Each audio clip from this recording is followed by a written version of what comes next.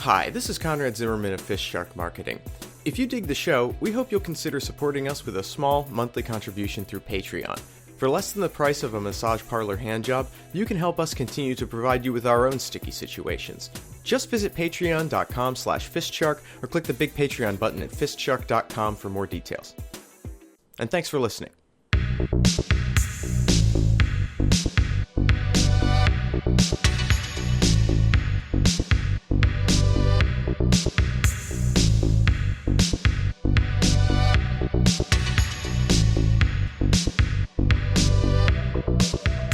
So I told him, hey, look, I can't be held responsible for every animal that gets lost inside your office, okay? That's not my problem. You know what I mean? It's a perfectly reasonable stance to take. It's not your fault. I mean, it was a bit, but it wasn't fully your fault. The animal has to take some responsibility. That's what I'm saying. How did it get in there? I mean, that's really where the fault lies, I think, is the how. Did you put it in there? No, I didn't put it in there. You didn't? No, these things just run amok on their own. Like, I can't stop. I can't choose where they're gonna go. Well, right? Here's the thing, like, it's an exotic pet. And exotic pets need licenses, which, granted, we don't have, but people should understand that without the license and training required to own such an animal, it's going to be hard to keep it under control. Right. Let's have a little sympathy for the unlicensed exotic pet owners in this country. And in fairness to us, like, their problem isn't with our pet, right? That's not the problem. No. The problem is that the pet attracts some pests. So be it. Right? But that's not our issue. You can do your own pest control. But no. Oh, I'm a dentist. I can't have wild animals running around my office. You know what?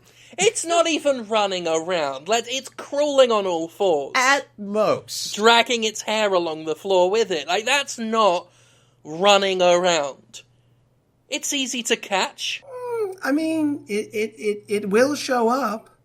And it doesn't move that fast, but it does sort of just appear in the shower, behind you, hanging on the ceiling. I think they kind of have a point that it is dangerous is maybe not the right word, but life-threatening. And the pests it attracts are none better, maybe even worse. Well, here's the thing. We all knew that when we decided to adopt the Grudge as the office pet, it may attract ringoos.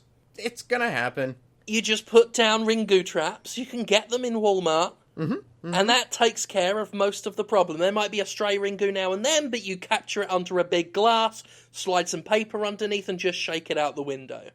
There's something wrong with your so-called modern office if you do not have a 6-foot-tall glass tumbler with which to catch ringoos. Or at the very least, stop having so many televisions in your waiting room. That's how they get in. That's how they get in. Do you want ringoos? Because that's how you get ringoos. Take the TV off the wall, and then they won't have anywhere to climb into the room. Or at least set the channel to CNN and keep it on there, because they can't come out through CNN. They only go on channels that people watch. But the grudges attract them.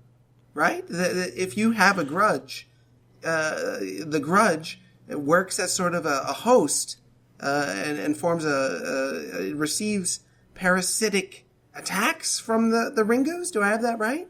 It's true. I mean, it's not a hard science, mostly because this kind of creature defies a lot of regular science. They belong more to the realm of cryptoscience, which, of course, someone like, Dr. Nightscream is very well versed in. Pretty much any science that isn't recognized by the scientific community at large, he's got a handle on. So he's been invaluable in helping us know what to feed it, know what to keep it away from, know how to deal with the ringoo problem, how to dispose of the bodies afterwards, all that kind of thing. The kind of thing that you really need to be forewarned and forearmed with when you're dealing with any kind of office mascot. But the issue, I think, is that if you come to our office The Grudge may get a grudge against you, then show up anywhere else and eventually lead to your death. They are killers, I think. Here we're getting into that whole fallacious reputation of an animal. It's like where people give an unfair reputation to a pit bull. Yeah, pit bulls that are mistreated can be very violent, very dangerous. But if you provide a Grudge with an environment that makes it feel comfortable and safe and happy, it has no reason to attack just any random passerby. No. It's a totally different temperament. There have been terrible reports of Grudges that are abandoned on the street that go around, like they'll break into a Denny's and steal the pancakes, and when people try and stop them, they'll go, "Rah!" And yeah, that's terrible, but we've got to look at the environment they're in. We can't blame that on the Grudge. People forget that a Grudge is for life, not just for Christmas. So they buy Grudges as small little Grudgies and give them to their kids, and then it gets too big and starts going, "Rah!" And it'll kill people that visit the house. It'll follow them to their apartment and appear on security cameras, and people get upset and they flush it down the toilet, and then it gets big, like in that film about the giant alligator. I may be thinking about mutant alligators at some point in that sentence. No, but you're right. Eventually that Grudge is abandoned and just left to run wild, and then what do you expect's going to happen? Exactly, and it gives a bad name to the housebroken, well-trained, well-loved Grudges, like our Grudge. Grudgy the Grudge. So our Grudges never killed anyone, you're saying, for sure. It's kill people, obviously. Yeah. It's a grudge, Paulson. Actually, do you mind if I called you Paul? Yes, I suppose. Okay, just I knew a guy called Paulson, and he was killed by a Grudge last week. Specifically our Grudge. Oh, that's spooky. That's kind of somebody walking on my grave thinking about. So they do kill these Grudges. Yeah. By the way, do you envision yourself as having a grave? Like, actually buried and decomposing? Like, with skin and flesh and stuff? I could envision it, if you'd like me to. But do you think that'll happen? Do you think that I'll end up dead someday? In a grave decomposing, right, yeah. I don't think it's likely, but I think that it could happen should I bump into the wrong person on the street, or maybe a Grudge will get me. I hope not. But so far, so good. I've been very lucky. And don't worry about it. We really need to deal with this Grudge problem. Not a problem with the Grudge, because I have no problem with the Grudge. I have a problem with the dentist in the office across the way, who seems to think that we have a responsibility for the clients that get grudged in his office. No, you set up anti-grudge measures in that office and stop the Grudge getting in there. To be fair, the Grudge, as far as I know, any sort of traditional ghost-busting techniques, be they flashing it with a light or putting a little box under its feet and saying, "Woo, go in the box," doesn't work. Nothing stops the Grudge. It just decides you're going to die. Then you do die. Unless I'm missing something. I mean, is there anything he could even do at this point, the dentist? Or does he just need to accept that he's going to die?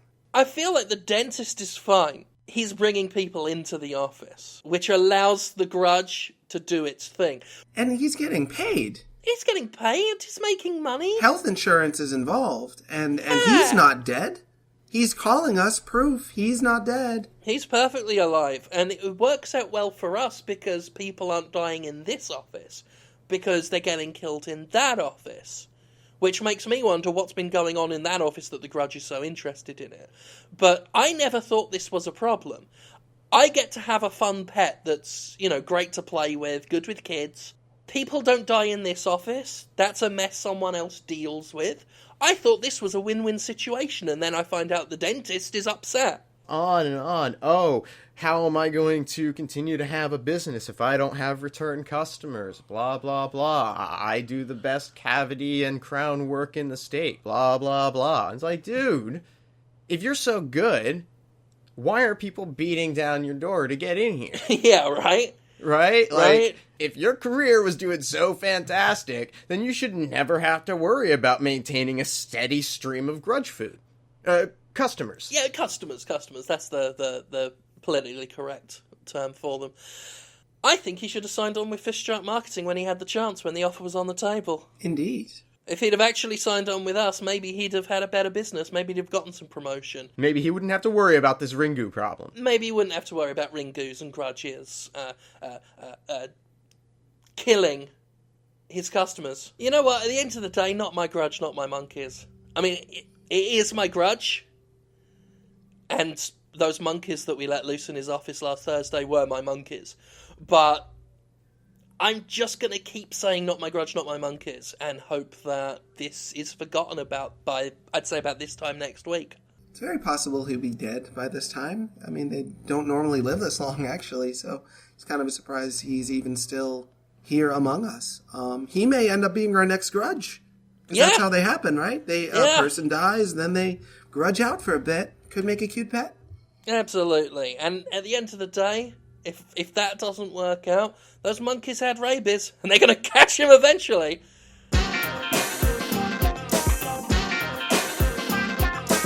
KroegerCon 2016, Biloxi, Mississippi, woo! Are you excited about? So Kroeger. I'm excited about KroegerCon. KroegerCon! Is that the place where you can buy cheap eats? And no, not the grocery pizzas? store. Oh, okay. I'm talking about the man, the myth, the legend. Chadworth Kroeger. I'll have to Google him. I have an idea of who he is. Is he the fella who once rode a panda into space? No, he's the one who is in a committed relationship with Avril Lavigne. I realise that they are very similar with the eyeshadow and everything. Avril Lavigne and Chad Kroeger. Or the panda? No, Paul, mate, forget the panda. It's hard to forget the panda. I realise that. I'm thinking about the panda right now. It got up to space really fast. No, Chad Kroeger is the lion-faced leader of Nickelback.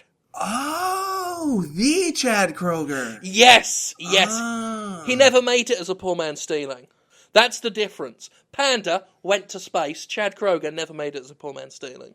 The blonde curly hair, the righteous goatee, yes, the electric guitar solos. He's also the guitarist, am I right? That's exactly who you're thinking about. He's known to play guitar now and then.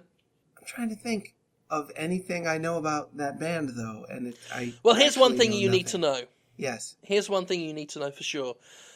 2016 is the year of KroegerCon. It's in Biloxi, Mississippi, down by the coast. It's at the Steak and Shake. So not Nickelback Con, but just Kroeger. Oh, heavens no. The others are too busy to attend. They're doing something without Chad Kroeger. One of them has a kid. The other one is writing short stories. And the other one has set up a thriving internet auction business, similar to eBay. He's called it Buying and Selling Things Online for a Reasonable Price.com. I don't think it's going to take off. Kind of a long name. So Chad's doing his own event? Well, that's good. That's good that he's getting out there. He didn't set it up himself, of course. That would be gauche. No. It's been set up by a group of like-minded fans within the Chad Kroeger fan base, people who are very, very ardent followers of the Kroegerverse. And all of his associated projects and thoughts and musings and blogs. You registered an LLC and did this yourself. Yes, that is true. Yeah. That is correct. Okay. But I feel like it's going to make quite a pretty penny. Chad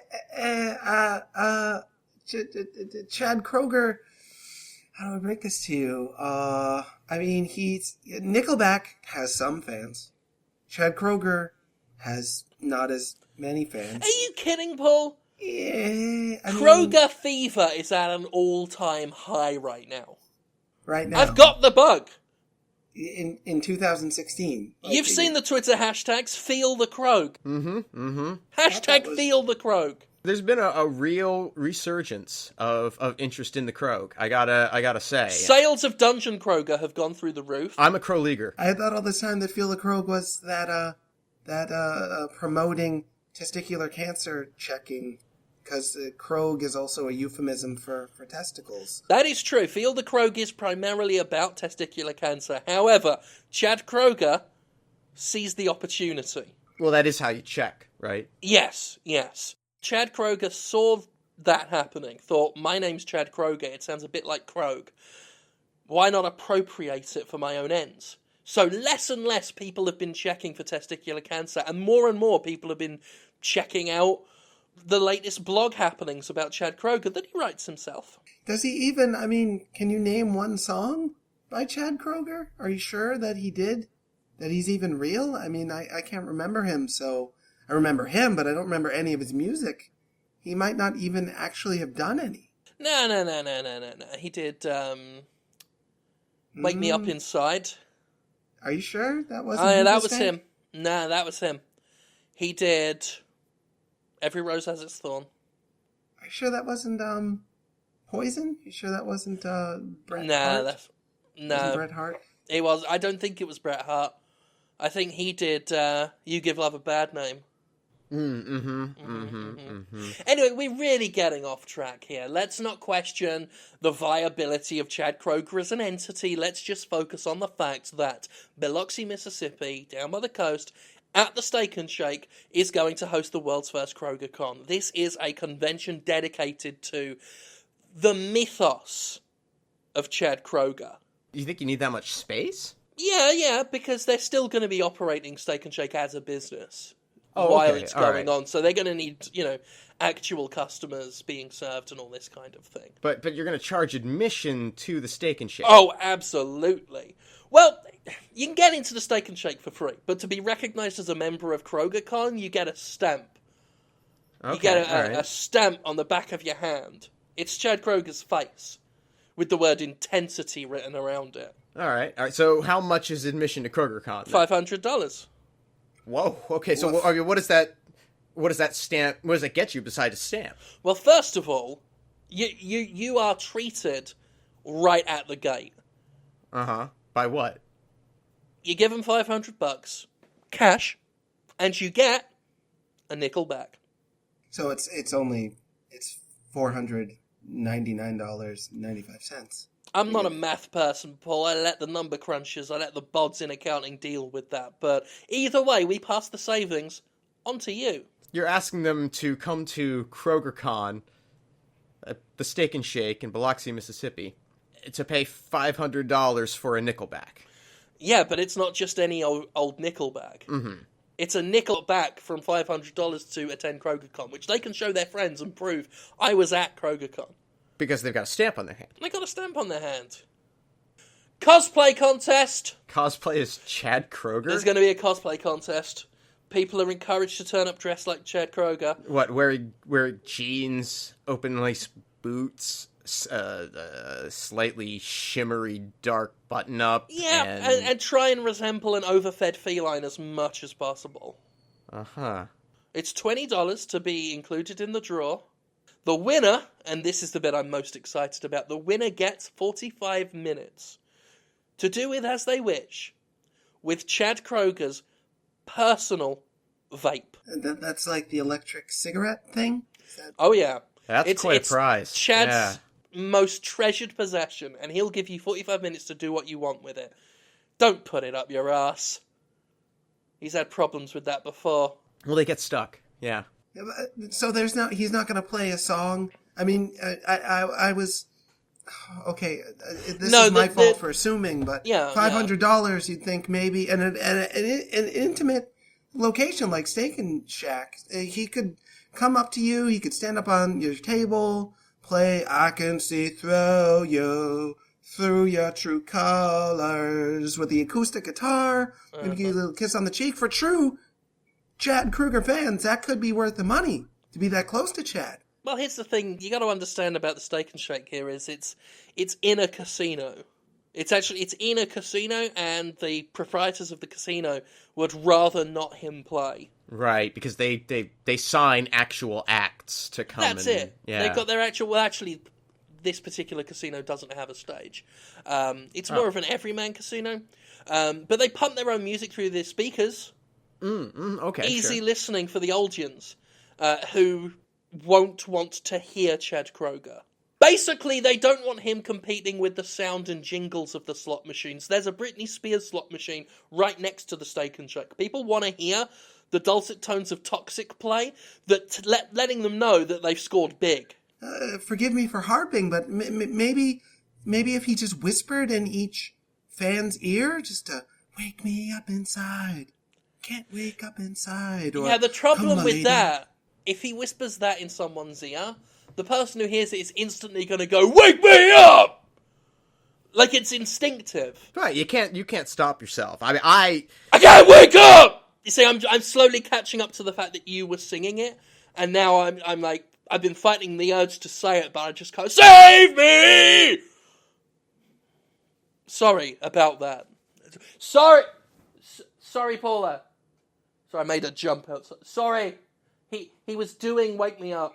So he can't whisper his favorite, his biggest hits to his favorite fans.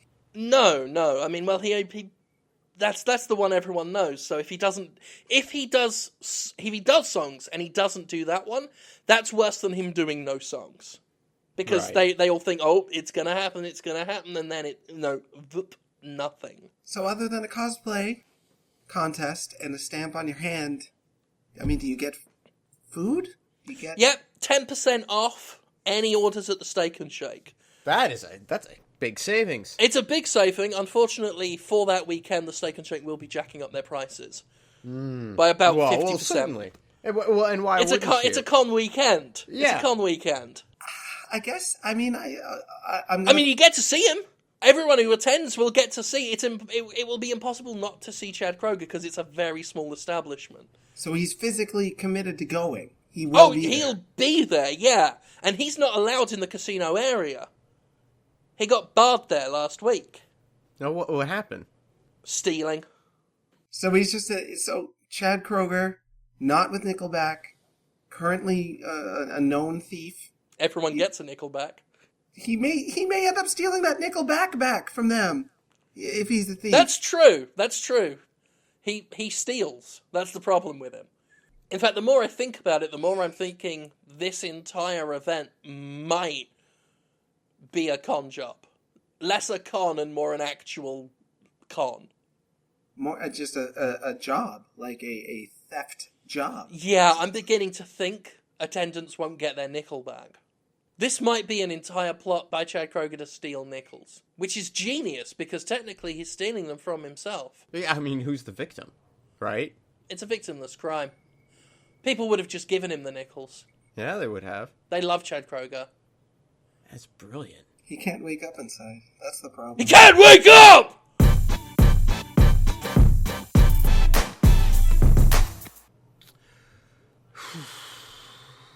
It's quiet. Yeah, it is. Feels different today. Feels like I don't know. Feels like we're at work, but we're not really anywhere. Kind of feels like we exist without existing. If you know what I mean. We're ideas men at the end of the day, and to be honest, I'm running dry right now. You know, we've got projects going on. They're working well. They don't really need hands-on stuff. You know. Nothing's broken that needs to be fixed, per Not se. right now. Val Kilmer's asleep. He's begun his summer hibernation. There's not a lot to look after.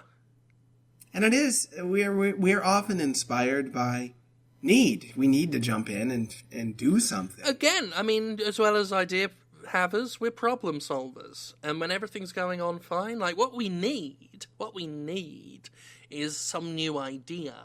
We need to come up with a product, a concept, a new show, just some idea, some plan that we can put into action. But I'm running dry right now. I can't have an idea. I can't remember the last time I had a new idea for something. And do you know what's sad? You know what's sad, Conrad? What's that? In the time it took for you to finish that last sentence that you said out of your mouth, about 1 billion people in the world probably had ideas. New, dynamic, interesting ideas. Oh, God. Uh-huh. That's miserable. That's really depressing. Yeah. Laws of averages say that most of the people that had those ideas were homeless and had no capital to put their ideas into action, so on the plus side, we don't have to worry about them snapping at our heels. Yeah, Thank God. That's a plus. But, Still, the ideas are being had, and they're not being had by us. Not right now. How do people... Here's a thought exercise. How do people have ideas? Well, I mean, number one... No, that's wrong, Paul. Think again. How do people have ideas? I have an idea about that. Okay, let's hear it. Okay. Number one, I believe... No. That's Conrad, not it? have you got any ideas about how people have ideas? You know, I can't really think of anything. Like, sometimes in the shower, right? Shower, Yeah. that's a good start. There's an idea, shower logic. You know, people think of ideas or new solutions to problems by hold separating on a themselves from what they normally do. I've got a glass of water here, hold on. Okay. Yeesh. Was that cold? Yeah, it does look cold. Anything? Got a chill to it. Yeah. No, I'm just very wet. Yeah. Something tells me it was very unnecessary to have physically dumped water on myself while sat here. Yeah, yeah. I mean, it was a pretty literal definition of a concept. I've had an idea! Yeah? I've had an idea! Whoa. Yes. What? Craig! Craig! You lazy piece of shit! Get me a towel. I mean, I that's had an idea to get dry with a towel. That's... Do people get dry with towels? Is that an idea we can have? Can we say that? Can we come up with towels as an idea? It's an idea. It's just not a. It's not a new idea. No, if it was a new idea, then Craig wouldn't get me a towel. Right, No, yeah. No. Being mean to Craig is not a new idea. No, but that is fun. That is fun. That's a lot of fun. But maybe there's a better way to get dry than a towel? I don't know, though. Towels, it's pretty basic, right? And it's pretty, yeah, it's kind of, as a concept, it's at its end point, I feel. There's no other way to get dry. It is towel. Yeah. Yeah. Can you get better than a towel? I don't know. I mean, people try those air dryer things, but those aren't really better than a towel at the end of the day. No, if anything, they're worse. They're less hygienic. Yeah. So, Yeah. Well, I mean, everybody rubs their penis all over a hand dryer. Like, that's the first thing you do when you see one. The first time I see a brand new hand dryer, I'm gonna try and fuck it. Right. That's an idea.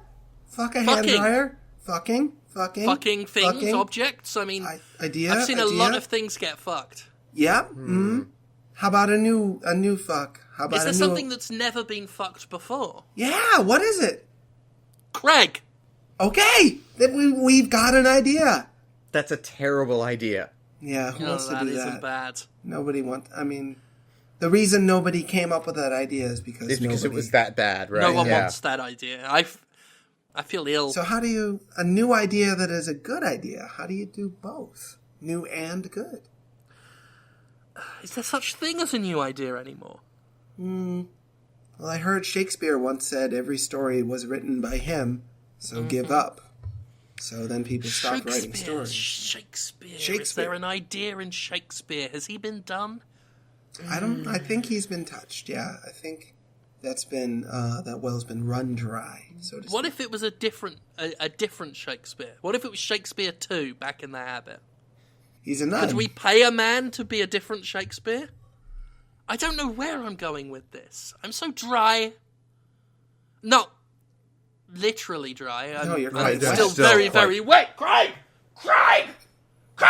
Maybe having a new idea isn't the thing to do. Maybe we need to have old ideas. I mean, that's really done us well over the years. The idea of nostalgia, the idea of taking an old thing that people loved and already enjoyed and then just sort of doing it again and pretending like it's a new thing. Ideas are cyclical. Yeah. Can we reboot all of our old ideas into new ideas? Hollywood does this all the time. Sure. That's true. And people love it. No one complains about it. There's an idea. Hollywood. Is Hollywood old enough to where us coming up with Hollywood again would be viable as an idea? Can we bring Hollywood back as a new thing? Maybe with less child abuse. I'm pretty sure India's already doing that. You think Hollywood. India's the new Hollywood? Yeah, pretty sure that train's left Then the again, station. India's about 100 years old. Could we do a new India? Where in America could we set up new India? I think that's already been done too. The Native Americans were known as Indians back in Columbus's days in 1842. That's right. Columbus found a lot of new countries. Do you think we could pay an entrepreneur to set up 3 Spanish galleys laden with silks and spices and conquer the New World? There is no new world. It's all been done. It's all been discovered. It's all been said. It's all been seen.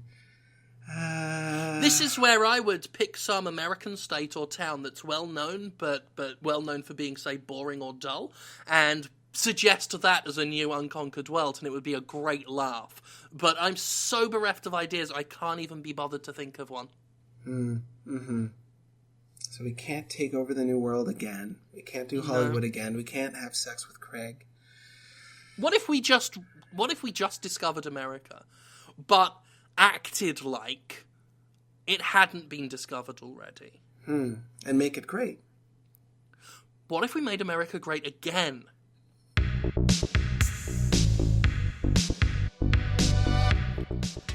FistShark Marketing is Jim Sterling, Conrad Zimmerman, and Paul Sincere. Theme music by Ben Rama. Additional music by Alazar Chand. Our editor is Alan Smithy. Get more episodes and learn how to support the show at FistShark.com.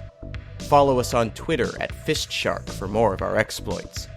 Complaints can be forwarded via email to fistsharkmarketing@aol.com. And remember, ask not what your country can do for you. Filthy socialist. Goodbye.